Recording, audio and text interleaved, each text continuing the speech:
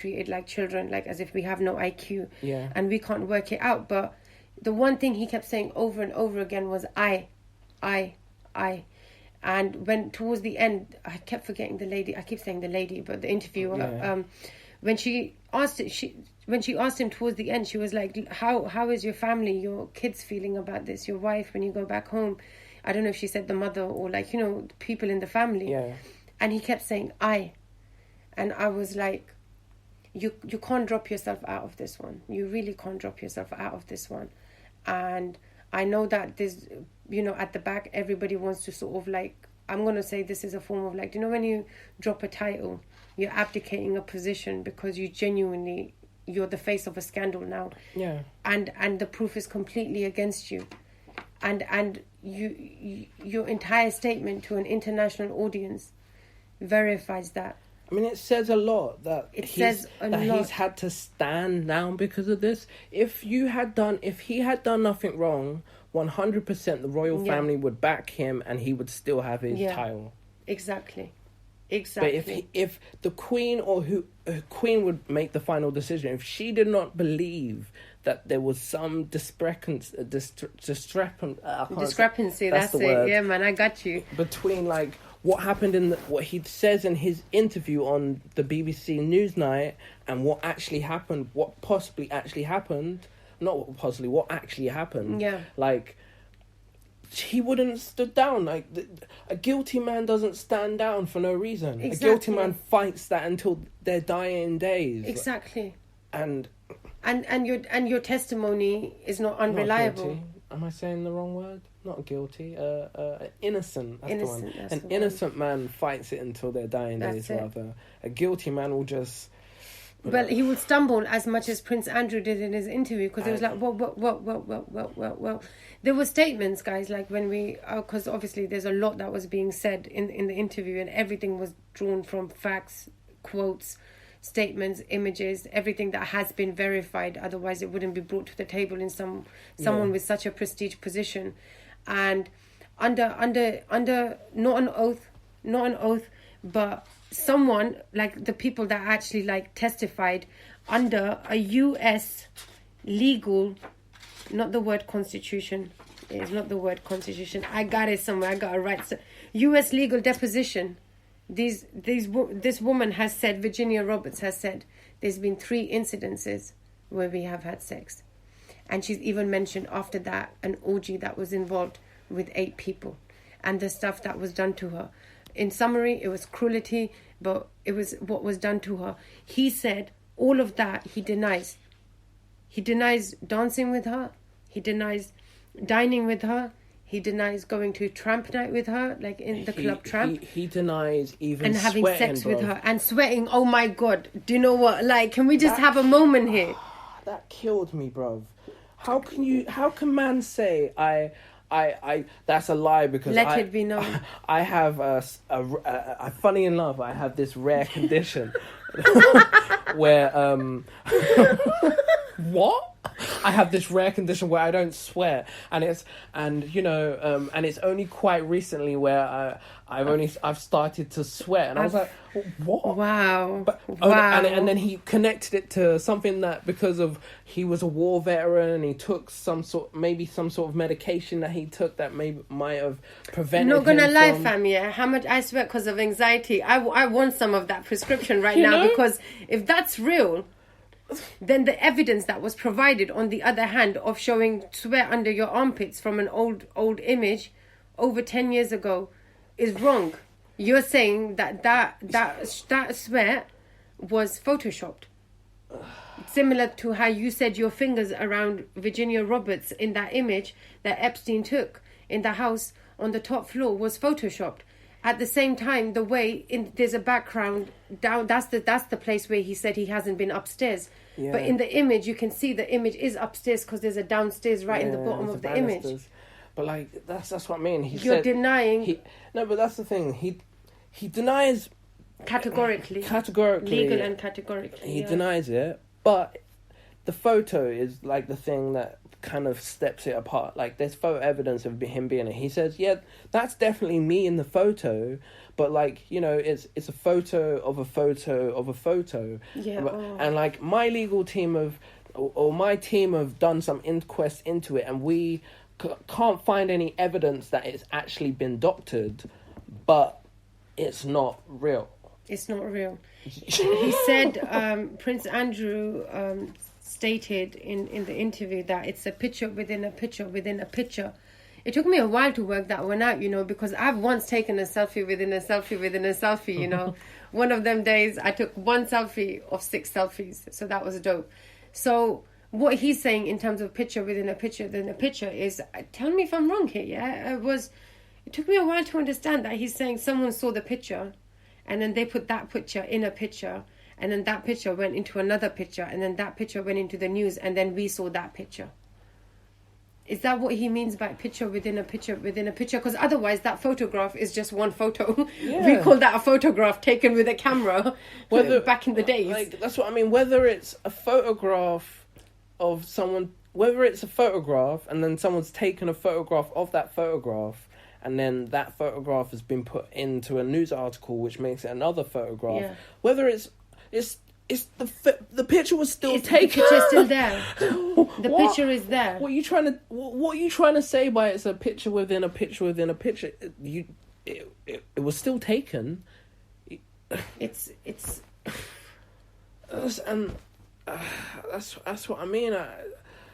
He didn't just stop there though, did he? Like he said this picture was photoshopped.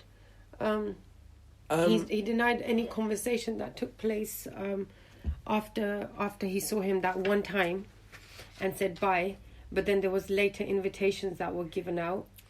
It's because you see, when you watch the BBC documentary The Newsnight with just Prince Andrew at first, you only see one, you just hear his side, but the panorama, they kind of go into more of kind of the inquest of what's actually going down, so you actually kind of hear the other side, so like the connections to kind of what he's actually talking about, these actual dates of like these stories. And like, as you were saying, like in the beginning, like this is the one thing that I dislike about kind of the documentary, although that they have to show both sides of the argument. It's like with any case to do with kind of sexual assault, or there's always like this era of, but you know, there's some inconsistencies with the story. Yeah. So like, you know, maybe she might not be telling the truth, and like you have to think about like this, like as you were saying, like this is someone who went through some sort of trauma, and now she's now found some sort of strength to get past the trauma that she went through. Yeah. To now go on to live a normal life, and now it's kind of whatever's happened in her life, it's got to the point where she can't keep this within her anymore, where she has to speak out. So like she might say, like she said in the documentary, she might say the wrong place or the wrong person, or like the wrong position. Yeah, like even the wrong position was mentioned in a statement. But it might just be the way how she remembers it. And she outright says it. She goes, so she said it's so many years ago. She said, yeah, so maybe she goes, I might even get so many places wrong. I might get this wrong, but she goes, you're telling me that means that this did not happen. Yeah, that's what I mean. Like, I don't know how old she is now, but that happened to when she was 17. So, like that. And the image from the house was in 2001. 2001 when she was 17. So she is 18 years older now. So she's what, 30... I'm not even working it out, just so you know. 33 minus 35. Yeah. And she's been through a lot. You can see through... okay, maybe I shouldn't judge too far, but you can see through the way she speaks. The trauma has actually physically affected her. Yeah. Look at the person from the image to the person we see in the interview. Yeah. Obviously, there's a time lapse. It's 20 years. But that time lapse has had PTSD, her moving away from this, her understanding that this came from the highest order in terms of what we class in our country, in United Kingdom, as the crown, isn't it? at the end of the day, monarchy, and you're a representative of that, and that position she couldn't tamper with, and this is not like giving vulnerability or like an emotional backdrop to the testimony she's given. That's actually putting in the right stage that needs to go behind the backdrop, that needs to go behind the story that is being covered. And she's not willing to cover it. She is come out so right. Like, I suppose you're right, the way the story is being told from both sides.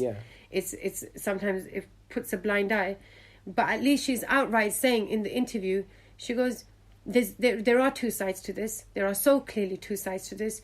But by the way she says it, she's saying they're so different that, come on, my side is so right. And she says it, she goes, and my side is right. She goes, and I'm right. And I stand by her statement. I stand by her statement because the way Prince Andrew has come across in the interview, and the demeanour and the amount of hesitation and the unreliability as a witness within his own statements about himself in places where he was seen and involved, and a lot of it has been refused on legal and categorical incidences based on advice he was given by his legal team. And we know what the statement means. That's why this was seen as a social trial, he's almost called it. That's why we have a say. We have a say because now when you did go on TV live for 1 hour, for how long, we saw everything. And that for us is as shocking as everyone is going to see it. And what have you got to say for yourself? What you have got to say for yourself is just come out and say it now. Just come out and say it. There's a lot of audacity we're fighting here, Kory. And as careful as we're being, we also need to remember that Virginia Roberts, if they can touch on something as small as, I would say, like a storyline not matching, but from the same day, for instance, one of the incidences they gave in the interviews, and she said it exactly what she meant by why these two statements differ, and that is not seen as a vulnerability aspect in someone's testimony, then that means that's a credible statement she's made. And that statement against the proof should not be overlooked. And like they said, no matter who you are, this case should not be overlooked because the situation we're talking about is exactly the same. And over the years, we have seen exposure of this. Exactly. We have seen exposure of this. And we've seen it in Hollywood, we've seen it in so many places of people that really need to get with it. It's cruel to the woman. It's cruel, and it's coming from a place where we become worrisome because you are a position that actually goes around and you're a representation for us at the moment. You're a well-known figure and you have power. And like especially situations like where Epstein had his own private island and he's flying women... One of the two, isn't it? Yeah, even, one of the two. And he's flying women out on his private jet to his private island. They have no way of escaping this island without him setting a flight if he's on his own... You know what I mean? So it's just... Like, this is... They seized the passports. They took the passports of the woman because one of them said in one of them that she tried to escape. She was there for 6 months. 6 months. And when she tried to escape, she obviously couldn't. It's an island and she doesn't have her passport. And that's this... Like, it's kind of the abuse of power, and when you take away other people's power, you put people in uncomfortable situations where they feel like, well, if I'm here and I can't do anything for myself anyway, and if I have to go with the plan, otherwise, or go with the role, otherwise it's gonna maybe I might be like, something might happen to me, you know what I mean? Something will happen to me, and I don't want anything to happen to myself, so I need to protect myself by going along with what everyone else is doing, unfortunately. And as bad as it is to say, it shouldn't be the way. But then if you think, like, what I think is interesting is, if you think about this, although it's a small scale subject on just this, is also, if you look about it, how it's kind of mapped out to kind of nowadays in the world of, if you think about big conglomerates of like the government, for example, thinking that a government with Brexit, like they've put a vote in for Brexit to happen, and now Brexit is going